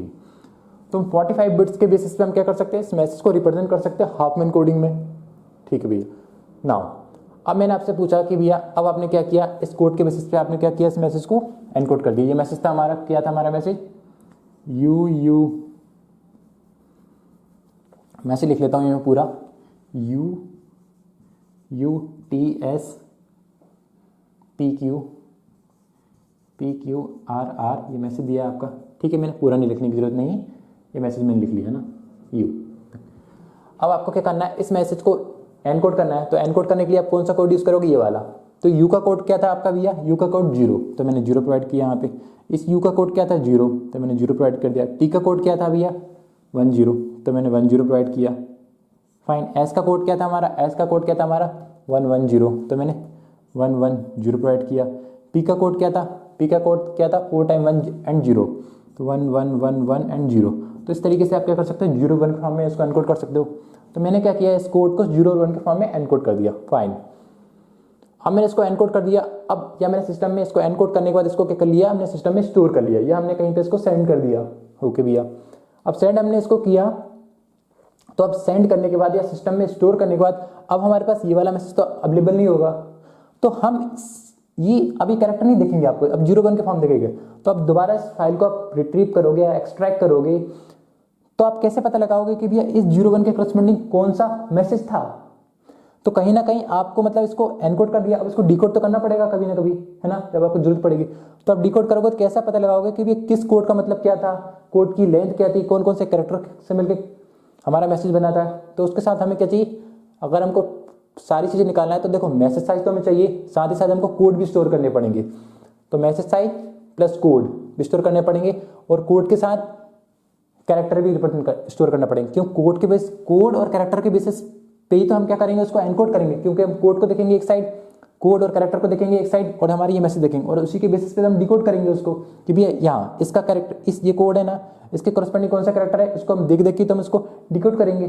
तो हमको मैसेज भी स्टोर करना है, कोड भी स्टोर करना है, कैरेक्टर भी स्टोर करना है। तो फिक्स साइज के करस्पॉन्डिंग कितनी बिट्स का टोटल हुआ था, 126 बिट्स में टोटल हमारा काम हो गया था। 48 बिट्स लगी थी कैरेक्टर के लिए, 18 बिट्स लगी थी हमारी किसके लिए, कोड के लिए फिक्स साइज, और 60 बिट्स किसके लिए लगी थी हमारे पास, मैसेज साइज के लिए। ओके, नाउ हमको क्या करना है अब यहाँ पे, हाफमैन कोडिंग के बेसिस पे अब यही काम करना है, ठीक है, या वेरिएबल लेंथ बेसिस पे यही काम करना है। तो कितनी बिट लग रही है यहाँ पे, देखो जब भी आपको जो कैरेक्टर को सेंड करना है वो तो हमेशा स्टैंडर्ड फॉर्म में जाएगा जो कि आस्की है, ठीक है। तो कितने कैरेक्टर हैं टोटल, 6 कैरेक्टर है, PQRSTU, तो 6 कैरेक्टर है। हर एक कैरेक्टर को रिप्रेजेंट करने के लिए कितनी बिट लगेगी, आस्की वैल्यू यूज करेंगे तो 8 बिट, तो कितना हो जाएगा 48 बिट्स। तो 48 बिट्स आपकी किस लिए लग रही है यहाँ पे, 48 बिट्स लगेगी सिर्फ और सिर्फ आपके कैरेक्टर को स्टोर करने के लिए, ठीक है। ओके, प्लस कैरेक्टर तो हमको चाहिए, ठीक है, और कैरेक्टर के साथ हमको क्या चाहिए, हाफमैन कोड। तो हाफमैन कोड में कितनी बिट लग रही है, ये पूरा हमने सम निकाला था 20 बिट्स, तो 20 बिट्स ये लगेगी, ठीक है। प्लस मैसेज में कितनी बिट लग रही है, इनको सम किया हमने 5 + 5 + 8 + 9 प्लस इनको सम किया तो हमने कितना निकला है 45 बिट्स, 45 बिट्स, ठीक है। तो इन सभी का क्या किया हमने, सम कर लिया। अब इनका सम करेंगे हम, तो कैसे करेंगे, देखो इनका सम करना है हमको 48, तो 48 बिट्स किसके लिए लगी यहाँ पे, 48 बिट्स लगी हमारी किसके लिए, कैरेक्टर के लिए या सिंबल के लिए, या फिर कोई स्पेशल सिंबल के बेसिस पे जो मैसेज बना हुआ है, जो पंक्चुएशन जो मार्क्स होते हैं उनके बेसिस पे, किसी के बेसिस पे भी मैसेज बन सकता है, कैरेक्टर हो या नंबर हो। तो उसके लिए कितनी बिट लगेगी कैरेक्टर को स्टोर करने के लिए, यहाँ पे 48 बिट्स। 20 बिट्स किसके लिए लगी हमारी, कोड के लिए, ठीक है, और 45 बिट्स किसके लिए लगी हमारी, मैसेज के लिए, ठीक है, मैसेज के लिए। ओके, नाउ अब क्या करना है आपको, देखो इसका क्या करना है, सम कर देना। तो टोटल नंबर ऑफ बिट्स कितनी लगी, 130 बिट्स। ओके, तो टोटल नंबर ऑफ बिट्स कितनी लगी, 113 बिट्स। क्यों, क्योंकि हमको मैसेज तो चाहिए, साथ ही साथ हमको कोड चाहिए, क्योंकि कोड को देख के और कैरेक्टर को देख के तो हम एनकोड करेंगे, तो हमको कोड भी चाहिए एंड कैरेक्टर भी चाहिए, क्योंकि उन कैरेक्टर से मिलके मैसेज बना हुआ है। तो टोटल नंबर ऑफ बिट्स कितनी रिक्वायरमेंट है, वो अभी 113। तो सबसे पहले कितनी नंबर ऑफ बिट्स लगी थी इस मैसेज को स्टोर करने के लिए, वो थी 160, जो कि हमने आज की वैल्यू के करस्पॉन्डिंग निकाली थी, क्योंकि हमारे पास कितने थे, 20 कैरेक्टर थे, और हर एक कैरेक्टर को स्टोर करने के लिए 8 बिट लगी थी, विच इज 160। फिर हमने फिक्स साइज एनकोडिंग को यूज किया, और फिक्स साइज के बेसिस पे हमने उसी मैसेज को 126 बिट्स में हम क्या कर लिया, स्टोर कर लिया। तो फाइल का साइज यहाँ से रिड्यूस हुआ था, जो कि फिक्स साइज के बेसिस पे किया था। अब हमने उसमें भी इंप्रूव किया, किसके बेसिस पे, हाफमैन कोडिंग के बेसिस पे, और उसी मैसेज को हमने कितने बिट में कर दिया, 113 बिट्स में। तो मैसेज का साइज क्या कर रही, रिड्यूस कर रही है। तो हमने बहुत सारी चीजें देखी, देखो यहाँ पे हमने क्या निकाला, 45 बिट्स निकाली ना। ये 45 बिट्स आप ट्री को देख के भी निकाल सकते हो, कैसे निकाल सकते हो वो हम यहाँ पे देखते हैं आप, ठीक है। तो देखो आपके पास ट्री दिए है ना, ये ट्री के बेसिस पे आप कैसे काउंट करते हो उनको, तो वो मैं बताता हूँ। यहाँ पे देख लो, आप नीचे से निकालो या ऊपर से निकालो, ठीक है। 8 यहाँ ऊपर से देख लेते हैं, चलो ठीक है ना, या नीचे से देख सकते हो आप। 8 है ना, यू पहला करैक्टर क्या है आपका, या नीचे से ले लो आप, 1 पी है ना, पी की वैल्यू कितनी है, 1 इंटू फ्रिक्वेंसी कितनी है, कितनी लेंथ है इसकी, 1 2 3 4 5 प्लस क्यू की वैल्यू कितनी है, 1, फ्रिक्वेंसी कितनी, 1 इंटू लेंथ कितनी है इससे रूट तक की, 1 2 3 4 5 प्लस एस की फ्रिक्वेंसी कितनी है 2, लेंथ कितनी निकली 1 2 3 4, तो 2 into 4 plus 3 into 1 2 3 plus 5 into 1 2 plus 8 into 1। तो इसका सम कर लीजिए आप पूरे का, ये सम करोगे तो कितनी बिट निकल के आ गई 45 बिट्स। ठीक है, तो कोड लिखने की ज़रूरत नहीं है, आप डायरेक्टली यहाँ से भी निकाल सकते हो, या आप 0 1 का फॉर्म नहीं लिखो तब भी उसका मैसेज का साइज तो निकाल ही ले सकते हो आप। क्यों? क्योंकि जो एक्सटर्नल पाथ लेंथ जो होती है ना, वही आपका क्या होती है नंबर ऑफ बिट्स, वो मैसेज साइज होता है ना। मैसेज साइज क्या होता है, जो एक्सटर्नल पाथ लेंथ होती है उसी की वजह से आप मैसेज साइज निकाल सकते हो। और अगर आपने मेरी जो ऑप्टिमल मर्ज पैटर्न वाली अगर वीडियो देखी तो वहाँ पे हमने क्या देखा था कि जो एक्सटर्नल पाथ लेंथ होती है और जो नंबर ऑफ रिकॉर्ड मूवमेंट होते हैं ना, वो क्या होते हैं सेम होते हैं। तो यहाँ पे शायद आप एक चीज़ को और कंक्लूड कर पा रहे हो कि 45 बिट्स को आप एक और तरीके से निकाल सकते हो। वो कैसे? जो इंटरनल वैल्यू है ना उनका सम करके। तो 20 प्लस 12 कितना हो जाएगा 32, एंड देन ये कितना हो जाएगा 40 43 एंड 44 45। तो ये आप यहाँ से भी निकाल सकते हो। ये 20 जो इंटरनल वैल्यू दी है उनका सम कर लो आप। ठीक है,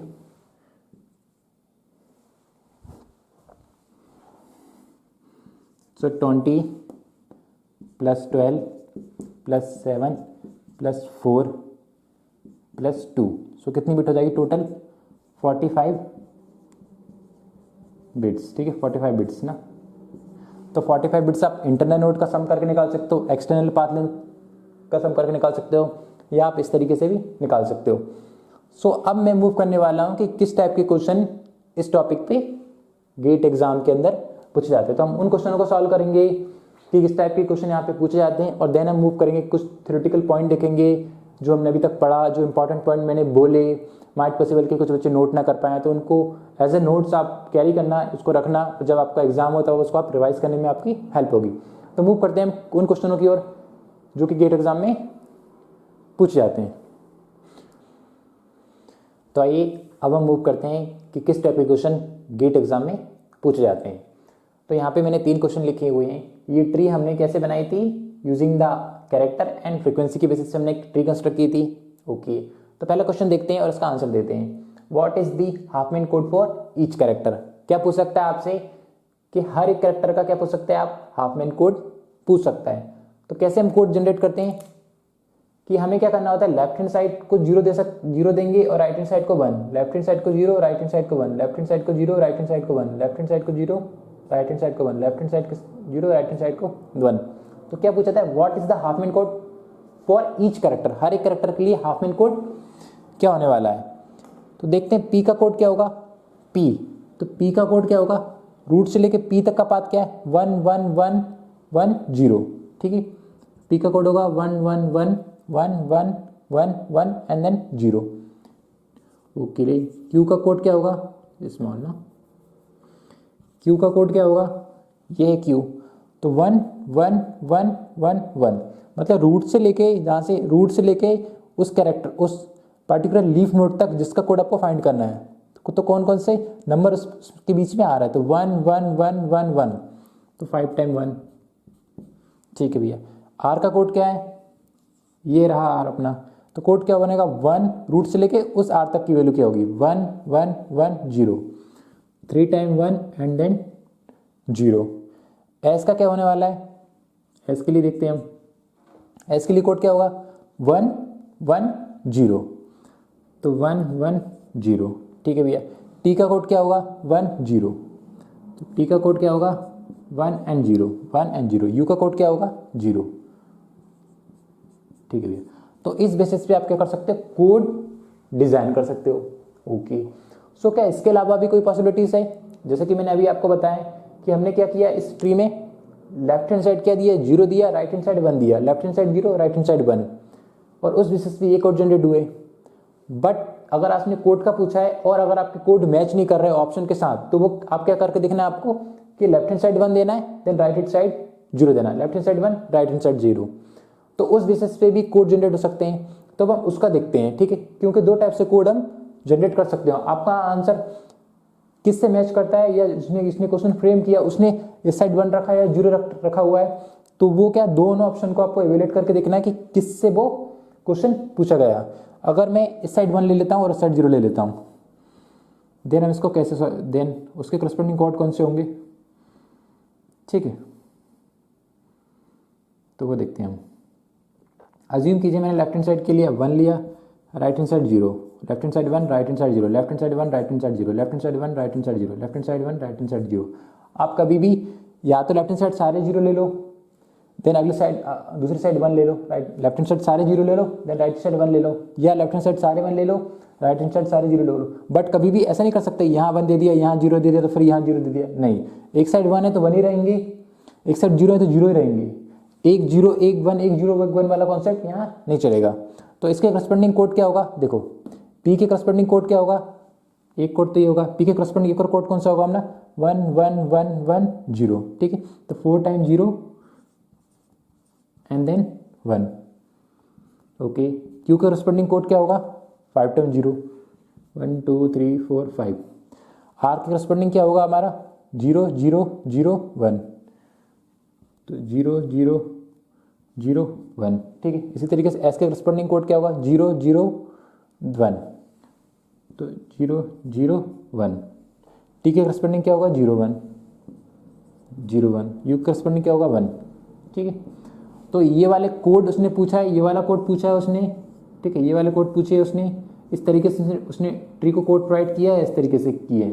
तो वो आपको दोनों कॉम्बिनेशन के बेसिस पे आपको निकालना है और आपके ऑप्शन से मैच करना है। आप 0 भी दे सकते हो लेफ्ट हैंड साइड, या 1 भी दे सकते हो। तो दो टाइप की पॉसिबिलिटीज पॉसिबल हैं। और यहाँ पे एक ऑब्जर्व करोगे, अगर आप एक बार आपने कोड दे दिया 0 1 के फॉर्म में दे दिया, तो अगला जो नंबर कोड होगा ना वो उसी का वंस कॉम्प्लीमेंट होगा। तो ये देखो 1 1 1 1 0 0 0 1, इसका देखो 4 टाइम 1,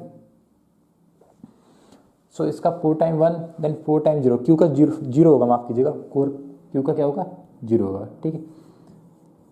क्यू का कोड कितना था 1 0 0 0 0 0, तो 5 टाइम 0, ठीक है। इसी तरीके से ये आर का, ओके, देन एस का भी हमने निकाल दिया, एंड देन टी का भी निकाल दिया, और यू का भी निकाल दिया, ठीक है। तो सभी का कोड हमने निकाल लिया। तो पहले टाइप का क्वेश्चन क्या पूछ सकता है, what is the half mean code for each character. और इस टाइप के क्वेश्चन पूछे जाते हैं और मैं उनको सॉल्व भी कराऊंगा। तो पहले टाइप का अगर कोड पूछता है तो आप डायरेक्ट निकाल सकते हो, चाहे उस साइड उन्होंने 0 रखा हुआ है या उस साइड उसने 1 रखा हुआ, तो आप ऐसे क्वेश्चनों के साथ डील कर सकते हो। नाउ अगला क्वेश्चन क्या बोलता है हमारा, what is the length of the Huffman encoded message. तो length of the Huffman encoded message का मतलब क्या है कि मैसेज को रिप्रेजेंट करने के लिए कितनी बिट्स की रिक्वायरमेंट है। अगर हम हाफ एनकोडिंग को यूज करें तो सिर्फ और सिर्फ मैसेज की बात कर रहे हैं यहाँ पे, मैसेज ना, कोई कोड की बात नहीं कर रहा है वहाँ पे, कोई कैरेक्टर की बात नहीं कर रहा है, वो सिर्फ बात कर रहा है what is the length of the Huffman encoded message.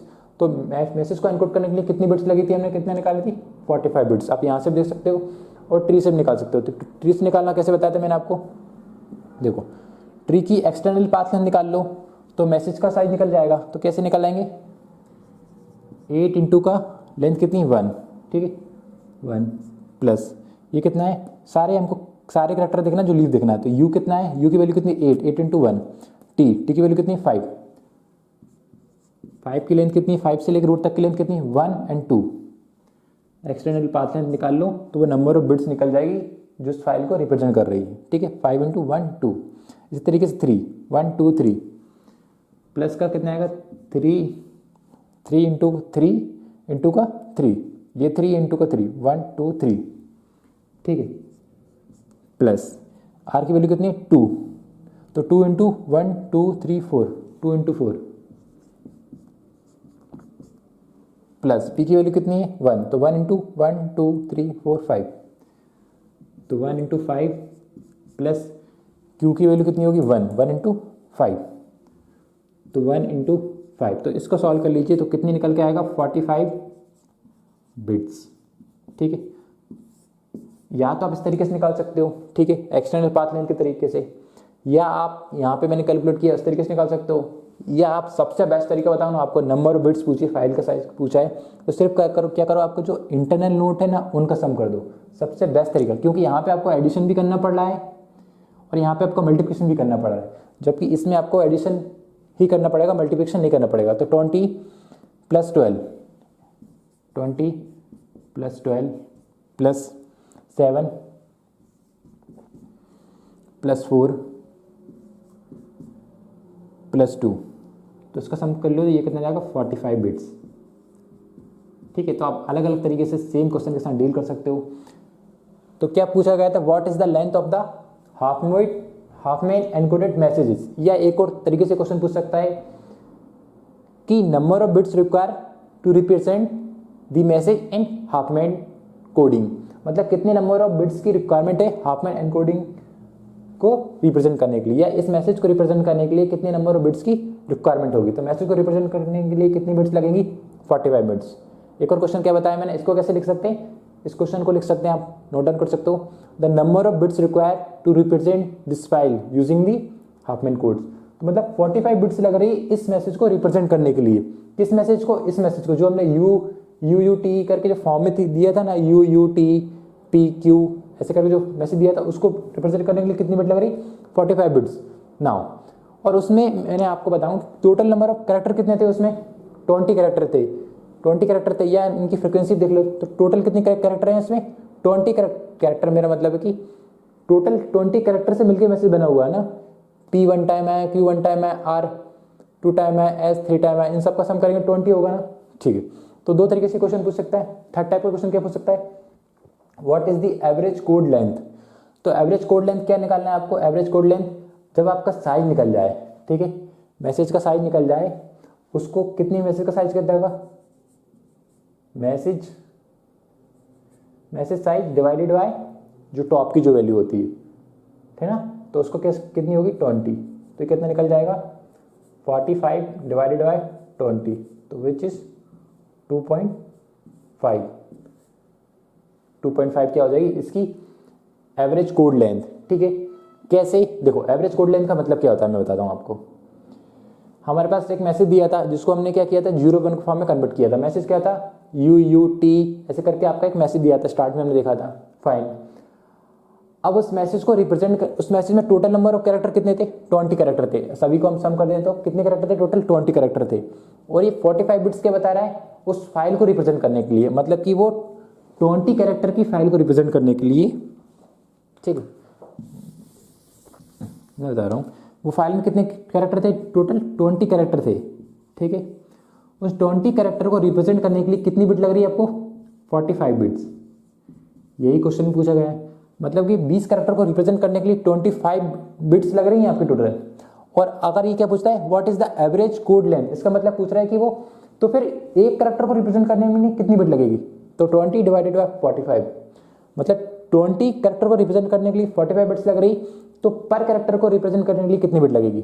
तो क्या करना है आपको, जितने मैसेज का साइज लेना है उसको डिवाइड कर देना टोटल नंबर ऑफ कैरेक्टर। तो कितने कैरेक्टर थे 20, तो विच इज 2.5। तो दो टाइप से क्वेश्चन पूछ सकता है, एक तो एवरेज कोड लेंथ पूछ सकता है, what is the average code length, और दूसरा क्या पूछ सकता है कि average number of bits require. क्या बोल रहा हूं मैं, दोबारा इसका दूसरा क्वेश्चन भी लिख सकते हो। एक तो इस तरीके से क्वेश्चन पूछ सकता है, what is the average code length, पहला टाइप का क्वेश्चन।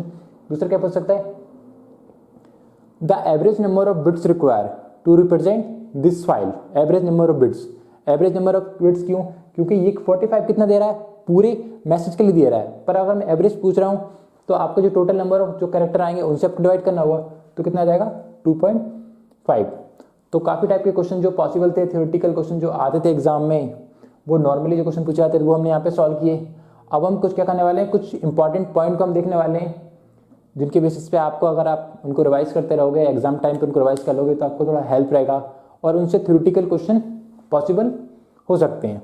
और इसके बाद हम अगले लेक्चर में मूव करेंगे कि जितने भी टाइप के क्वेश्चन पॉसिबल हैं आपके गेट एग्जाम में, जितने भी क्वेश्चन पूछे जाएंगे, पूछे गए हैं, वो सारे क्वेश्चन सॉल्व करेंगे हम, और कुछ स्टैंडर्ड क्वेश्चन भी सॉल्व करेंगे जो जनरली टेस्ट सीरीज में देखने को मिलते हैं, या जो अच्छी अच्छी वेबसाइट होती है वहाँ पे देखने को मिलते हैं।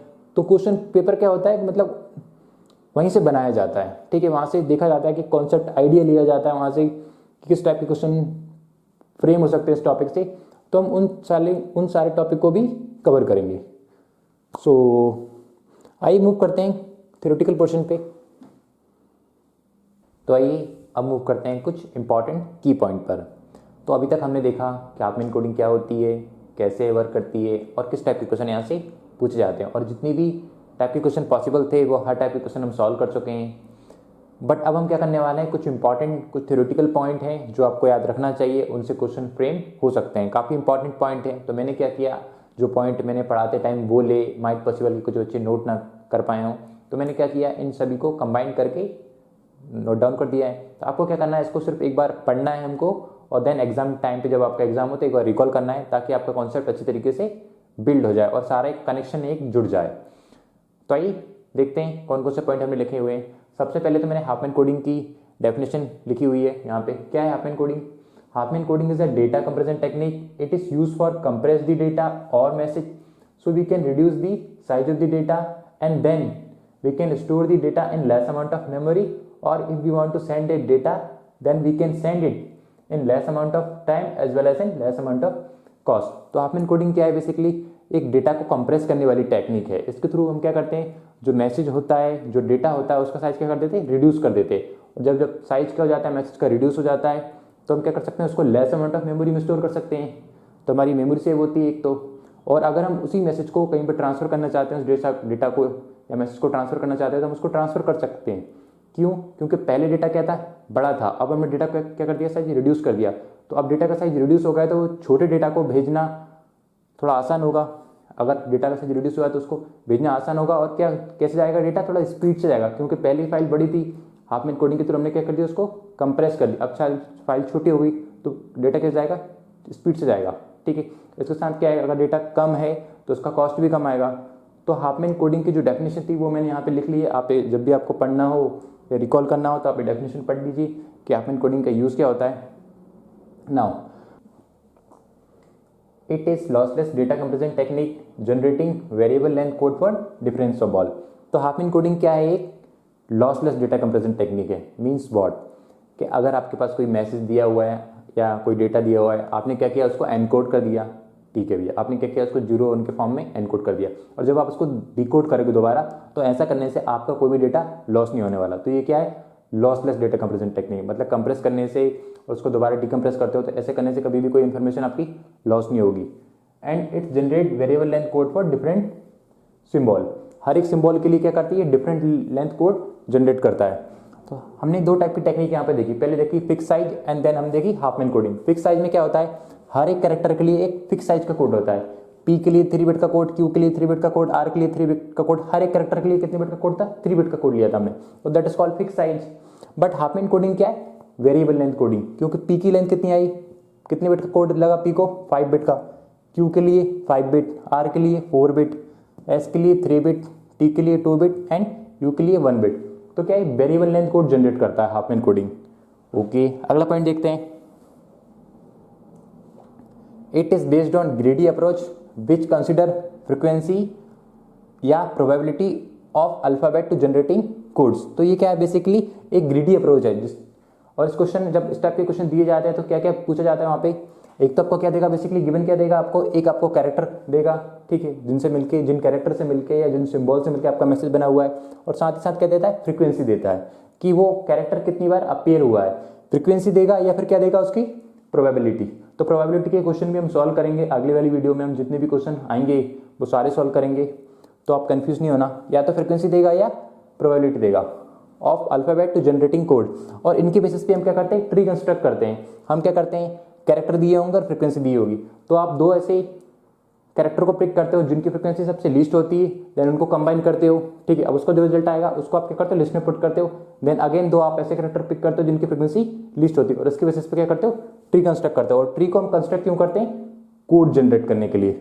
तो ये क्या, ये पॉइंट वही यही बता रहा है आपको, it is based on greedy approach. पहली बात तो ग्रीडी अप्रोच है विच कंसिडर फ्रीक्वेंसी या प्रोबेबिलिटी। फ्रीक्वेंसी या प्रोबेबिलिटी आपको गिवन देगी, उसके बेसिस पे आपको क्वेश्चन को सॉल्व करना होगा of alphabet to generating codes. तो फ्रीक्वेंसी और प्रोबेबिलिटी के बेसिस पे हम क्या करते हैं, ट्री कंस्ट्रक्ट करते हैं, और ट्री के बेसिस पे हम क्या करते हैं, कोड जनरेट करते हैं। नाउ अगला पॉइंट देखते हैं। The length of the code for a character is inversely proportional to frequency of its occurrence. तो क्या मतलब है इस पॉइंट का, देखो कुछ कैरेक्टर से मिलके हमारा मैसेज बना हुआ है, और कैरेक्टर के साथ क्या दी है, फ्रीक्वेंसी दी है। आप यहाँ पे एक चीज ऑब्जर्व करोगे कि जिस कैरेक्टर की फ्रीक्वेंसी हाई है, जिस कैरेक्टर की फ्रीक्वेंसी हाई है उसको हमने क्या किया है, छोटा कोड प्रोवाइड किया है। और जिस कैरेक्टर की फ्रीक्वेंसी क्या है, लोएस्ट है, उसको हमने बड़ा कोड प्रोवाइड किया है। तो हम क्या करते हैं, हाफमैन ट्री बनाते हैं और उस ट्री के बेसिस पे हमारे पास कुछ limited number of code generate होते हैं। तो हमारे पास एक ट्री थी और ट्री के बेसिस पे हमारी कितने कोड जनरेट हुई, 6 कोड जनरेट हुए। ठीक है, अब हमारे पास सिर्फ और सिर्फ 6 ही कोड हैं। तो आपको करना उन 6 ही कोड को इस तरीके से प्रोवाइड करना है कि आपका जो मैसेज का साइज हो क्या हो, छोटा होना चाहिए। तो हम क्या करते हैं, जिनकी फ्रिक्वेंसी क्या होती है, ज़्यादा होती है, उनको हम क्या करते हैं, छोटा कोड प्रोवाइड करते हैं। क्योंकि अल्टीमेटली वो वाला कैरेक्टर मैसेज में बार बार अपीयर हो रहा है, तो उसको अगर हम बड़ा कोड प्रोवाइड कर देंगे तो हमारे मैसेज का साइज बड़ा हो जाएगा। तो हम क्या करते हैं, जिस कैरेक्टर की फ्रिक्वेंसी क्या होती है, ज़्यादा होती है, जो ज़्यादा नंबर ऑफ बार अपीयर होता है मैसेज में, उसको हम क्या करते हैं, छोटा कोड प्रोवाइड करते हैं, ताकि बार बार जब हम उसको 0 1 के फॉर्म में कन्वर्ट करें तो उसके लिए छोटे कोड में हमारा काम हो जाए। और जिसकी फ्रिक्वेंसी 1 होगी, जिसकी फ्रिक्वेंसी मतलब कि कम होगी, जिसकी फ्रिक्वेंसी कम होगी, उसके लिए क्या करेंगे, हम एक बड़ा कोड प्रोवाइड करेंगे। फाइन। तो ये पॉइंट क्या बता रहा है, यही बता रहा है इस यहाँ पे कि the length of the code for character is inversely proportional to frequency of its occurrence. मतलब जिस कैरेक्टर की फ्रीक्वेंसी ज़्यादा होगी उसके लिए हम छोटा कोड प्रोवाइड करेंगे, और जिस कैरेक्टर की फ्रीक्वेंसी कम होगी उसके लिए हम बड़ा कोड प्रोवाइड करेंगे। Fine. Now the time complexity of Huffman code is n log n, where n is the number of unique character. तो हाफमैन कोडिंग की टाइम कॉम्प्लेक्सिटी क्या होती है, n log n। सो अभी यहाँ के लिए आप सिर्फ इसको याद रख लीजिए कि हाफमैन कोडिंग की time complexity n log n होगी। टाइम कॉम्प्लेक्सिटी के लिए मैं सेपरेट वीडियो बनाऊंगा जहाँ पे जितने भी एल्गोरिथम हम डिस्कस कर रहे हैं, चाहे हाफमैन कोडिंग हो या जॉब सीक्वेंस डेडलाइन हो, स्पैनिंग ट्री हो, किरचॉफ थ्योरम हो, जितने भी हम पढ़ेंगे उन सब की एक कॉमन वीडियो बनाऊंगा। वहाँ पे मैं सारी टाइम कॉम्प्लेक्सिटी आपको डिटेल में डिस्कस करने वाला हूँ। तो अभी के लिए सिर्फ आप नोट रख लीजिए कि हाफमैन कोडिंग की टाइम कॉम्प्लेक्सिटी कितनी होती है, n log n। नाउ अगला पॉइंट देखते हैं। No code is prefix of another code due to which a sequence of code can be unambiguously decoded to character। so क्या मतलब है इस कोड का, तो देखो हमने क्या किया, देखो यहाँ पे ये हमारे क्या है, हाफमैन कोड है। यहाँ पे आप ऑब्जर्व कर रहे होगे कि अगर कोई कोड 0 से स्टार्ट हुआ है, अगर कोई कोड 0 से स्टार्ट हुआ है तो बाकी की कोड जितने भी कोड है उनमें से कोई भी कोड क्या नहीं होगा, 0 से स्टार्ट नहीं होगा। ओके, अगर कोई कोड 1 0 से स्टार्ट हो रहा है तो बाकी के सारे कोड में से कोई भी कोड 1 0 से स्टार्ट नहीं हो सकता। ठीक है, अगर कोई कोड 1 1 0 से स्टार्ट हो रहा है तो बाकी के सारे जितने भी कोड है उनमें से 1 1 0 से कोई भी कोड स्टार्ट नहीं होगा। 1 1 0 देख लो किसी में भी नहीं होगा। अगर कोई कोड 1 1 1 0 से स्टार्ट हो रहा है, 3 टाइम 1 0 से स्टार्ट हो रहा है, तो बाकी के किसी भी कोड में 3 टाइम 1 0 से स्टार्ट नहीं होगा। सेम विद इसके लिए 4 टाइम 1 0 से अगर कोई स्टार्ट हो रहा है तो दूसरा कोई भी कोड 4 टाइम 1 0 से स्टार्ट नहीं होगा। और कोई कोड 5 टाइम 1 से स्टार्ट हो रहा है तो इसके अलावा जितने भी कोड है उनमें से 5 टाइम 1 से स्टार्ट नहीं होगा। ऐसा क्यों किया जाता है, देखो क्या बताया, no code is prefix of another code, मतलब कोई भी कोड दूसरे कोड का प्रीफिक्स नहीं होगा। क्या रीजन है, एक एग्जांपल लेते हैं छोटा सा और समझते हैं इसको। अज्यूम कीजिए आपके पास ए है, ठीक है, आपने ट्री ए के बेसिस ए का कोड कितना है 0, और बी है, बी का कोड है 1 0, और लेट अस सी है, सी का कोड है 100। ठीक है, तो यहाँ पे हमने क्या किया, एक प्रीफिक्स कोड फंसा दिया। यहाँ पे 1 0 है, ठीक है ना, 1 0, और मैंने ये 1 0 यहाँ पे कर दिया, तो ये क्या होगा, प्रीफिक्स कोड होगा मतलब। बट हमारा हाफमैन कोडिंग क्या बोलते हैं, कोई भी कोड क्या नहीं होगा, no code is prefix of another code, कोई भी कोड दूसरे कोड का प्रीफिक्स नहीं होगा। तो हम देखते हैं अगर प्रीफिक्स कोड होगा तो क्या होता है। ठीक है, तो हमने एक एग्जांपल लिया भैया, ए का कोड क्या है 0 1 का है, बी का है 1 0, सी का है 1 0 0। तो अगर ऐसा होता है तो क्या होगा, देखो यहाँ पे अजीम कीजिए एक मैसेज लेता हूँ मैं, बी और सी, एक मैसेज है भैया बी सी, एक मैसेज बनाते हैं, let us C and B करते हैं। ठीक है, तो सी और बी आपका क्या है, मैसेज है। अब आपने क्या किया, इसको एन कोड कर दिया, किसके फॉर्म में, 0 1 के फॉर्म में। तो सी का कोड क्या भैया, ये मैसेज था आपने, तो बी का सी का कोड क्या है आपका 1 0 0, तो सी के करस्पॉन्डिंग क्या लिख लिया आपने 1 0 0। ठीक है, बी का कोड क्या था 1 0 1 0। ठीक है, तो अब आपने क्या कर दिया, इस मैसेज को हमने स्टोर कर दिया सिस्टम में या कहीं सेंड कर दिया। अब हमारे पास सी और बी नहीं है, ठीक है, ये हमारे पास अवेलेबल नहीं है। अब इसको दोबारा जब इस फाइल को एक्सट्रैक्ट करोगे, आप दोबारा फाइल को निकालोगे, या जहाँ पे आपने सेंड किए वहाँ पे आप जब इस फाइल को 1 0 के फॉर्म से दोबारा हम कैरेक्टर के फॉर्म में एनकोड डिकोड करेंगे, तो क्या होगा वहाँ पे, देखो वो क्या सोचेगा, उसके पास कोड अवेलेबल है, सब कुछ अवेलेबल है, वो सोचेगा कि कैसे स्टार्ट हो रहा है 1 0 1 0, तो 1 0 वाला कोड लेके इसको वो बी प्रोवाइड कर सकता है ना, क्योंकि उसको लगेगा 1 0 है तो 1 0 क्या दे देगा, वो बी दे देगा। ठीक है, ओके 1 0 क्या दे दिया उसने, बी दे दिया। फिर क्या आई, 0 आई, तो 0 क्या दे देगा वो, ए दे देगा। और 1 0 को क्या दे देगा वो, दोबारा बी दे देगा। देखो हमारा मैसेज क्या भेजा था हमने, सी बी, और क्या मिला उसको, बी ए बी। या हमने हमारे सिस्टम में भी सी बी करके मैसेज को स्टोर किया था और दोबारा हमारा क्या मिला हमको, बी ए बी। तो इसलिए क्या होता है कि उस एम्बिग्यूटी को हटाने के लिए, उस एम्बिग्यूटी से बचने के लिए हम क्या करते हैं, हमसे हमेशा ऐसे कोड प्रोवाइड करते हैं जो भी दूसरे कोड के प्रीफिक्स नहीं होते हैं। तो कोई भी कोड किसी का क्या नहीं होगा, कोई भी कोड दूसरे कोड का प्रीफिक्स नहीं होगा। सारे पॉइंट इंपॉर्टेंट है, कोई भी पॉइंट मैंने यहाँ पे फालतू नहीं लिखा हुआ है, तो प्लीज नोट डाउन करके रखिए इनको। क्या दिया था, no code is prefix of another code. कोई भी कोड दूसरे कोड का क्या नहीं होगा, प्रीफिक्स नहीं होगा। Due to which a sequence of code can be unambiguously decoded to character.